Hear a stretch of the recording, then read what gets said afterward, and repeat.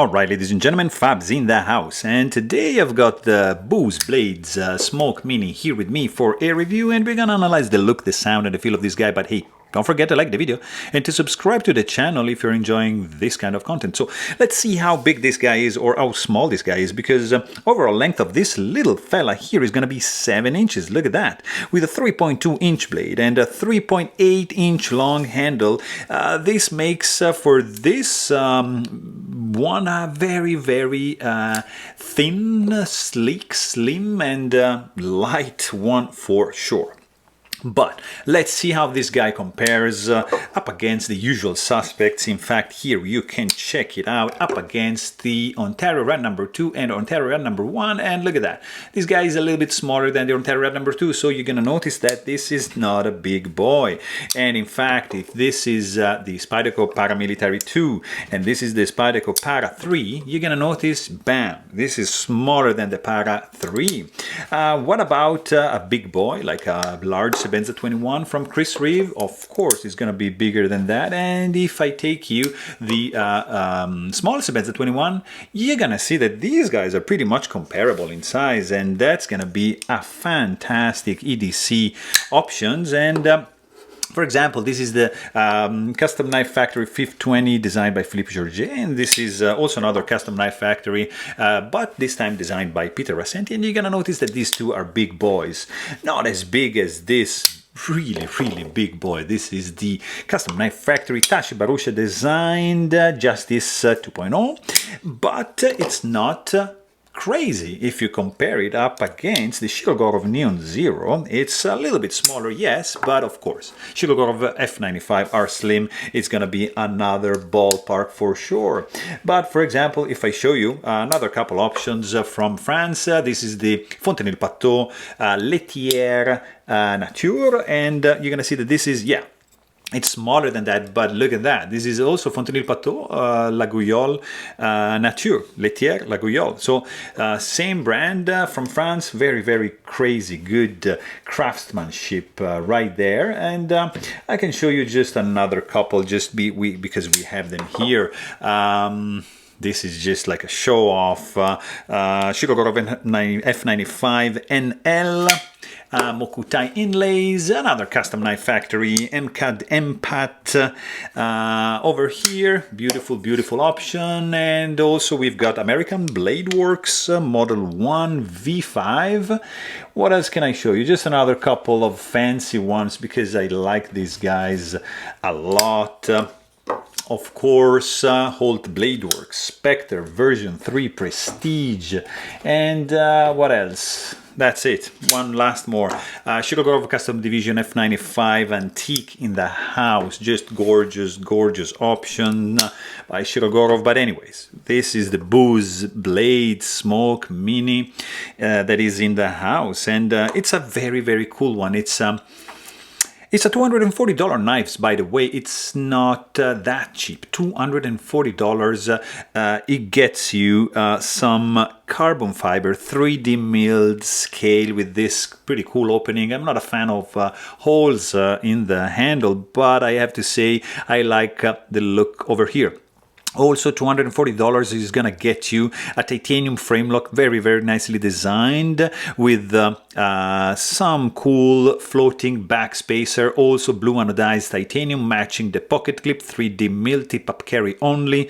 There's no skeletonization on the inside, but the weight is just ridiculous at 1.4 ounces, guys. It's just nuts. It's one of the lightest knives around for this size, especially. It's really cool. You've got some chamfering going on around the scales. There's no option for the lanyard hole because the backspacer is just taking all the real estate right over here, and there's no drilling going on whatsoever. Of course, blade is absolutely perfectly centered. You have a very tiny lock release relief. You have some milled out areas in the lock bar and in the scale right over here. Of course, you've got your stainless steel lock face insert with the titanium blue anodized screw on the outside. You have an external cutout right over here for the lock bar. You have a built-in lock bar stabilizer right underneath the stainless steel insert. You have a ceramic detent ball. Yeah, I believe it's ceramic, and you have all the boxes are checked in this package. It's a small package, light, but the technology, the materials are there. You have a tip-up carry-only titanium 3D milled blue anodized pocket clip. It's not reversible, not ambidextrous, it's just gonna stay there. And you have, if you open it up, you have a very, very cool blade. I have to say, guys, this is a beautiful slicer. This blade is 3.2 inches. It's a CPM 20 CV steel, which it's engraved, laser engraved right over here. I think it's very, very cool.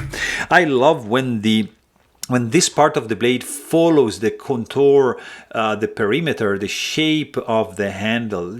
I love that. I don't know why, but just happen to like it. You have some nice jimping going on, and it's the only jimping you're gonna see around the knife. It's on the spine of the blade, which is nicely chamfered. It's not really like a swedge, it's more like a chamfer right over here. Gets to the point, and then look at this, like 30% belly and then straight edge up to the sharpening choil. And this is like a slicer, very, very thin stock, full flat grind. Like, look at this cutout over here. It's super attractive, I have to say. I love the plunge grind. I love how it's chamfered around this area. Nice and sterile look on this side. On this other side, you got the dog, the Boos Blade logo. So not like fully sterile, but yeah, it's pretty clean. I can accept that. I can live with that. Also, from the sound point of view, this guy is interesting because, like, if you can deploy it like with your index finger like that, and that's gonna be the sound, or you can just do like with a thumb like that, and it's gonna be a little bit less loud. I don't know why. This thumb and this, I don't know if you can appreciate, but it's just subtle, a very, very subtle difference. But the sound, it's a nice clicky sound, very, very mellow. It's very low. It's not loud. It's not sharp. It's a nice clicky, and when you close it, it's super muffled, almost inaudible. Very mellow sound. It's discreet. It's almost silent. Very quiet noise when this guy hits the stop pin right there and just gets in the close position. So very, very unobtrusive for sure. Also, I told you the weight is 1.4 ounces, guys. This is ridiculous. This is like nothing. It's really, really light. Throw it in the backpack, in the pocket. You're gonna forget about this. So that can be like a double-edged sword. So just be careful about that. In the hand is comfortable. There's a little bit of hotspot created by this point over here because the clip is long compared to the proportion, the overall proportion of the handle. So it happens for me to just, dig a little bit in this position. So there's a little bit of hotspot created right over there. But the chamfering is creating an overall comfortable grip, except for this little thing. But the point is that this is like so thin, so slim, so sleek that it's difficult. It might like rotate in your hand. Like, for example, I don't know, something that it's a little bit more flat, like this guy, has a wider area and slim, it's unlikely to rotate in the hand. It's just gonna stay like that. So this case, yeah, you've got to be careful if you do some heavy duty task, which you shouldn't, because look at this guy, this is a little fella, but still, you might risk to rotate a little bit in the hand, so the grip is not like the most solid one, but the jimping is fantastic. It's really, really good, really effective. I love it. Overall, in the hand, it feels enough solid. There's enough solidity. There's some flex to it, so you feel that it's lacking some kind of inset liners, let's say, to confer a little bit more overall rigidity. But it's still a very, very small knife, so I'm not complaining too much because of that. This cutout is nicely done, gives a nice design to the overall knife. There's some nicely curved radius chamfers going on the side, and this is gonna give like a nice texture, and it's gonna add the grip, the overall grip to the knife.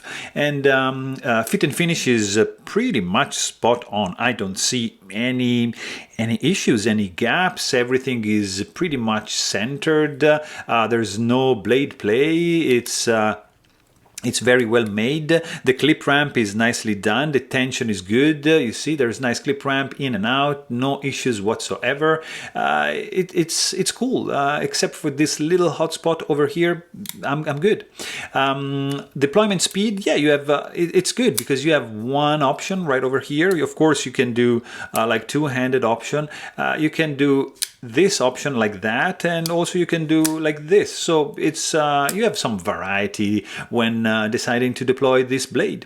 Not much finger soreness because the detent is kind of like on the light side, not like anything that is gonna be releasing the deploying the blade if you get it, if you shake it off. But it's fine. I mean, it's the right amount. It's nicely dialed in. No finger sore. It's smooth. Of course, this guy is running on caged bearings, and not much kickback because this blade is very light, very thin, so when it hits the stop pin, there's nothing much to drag handle around because of the nature of this very blade.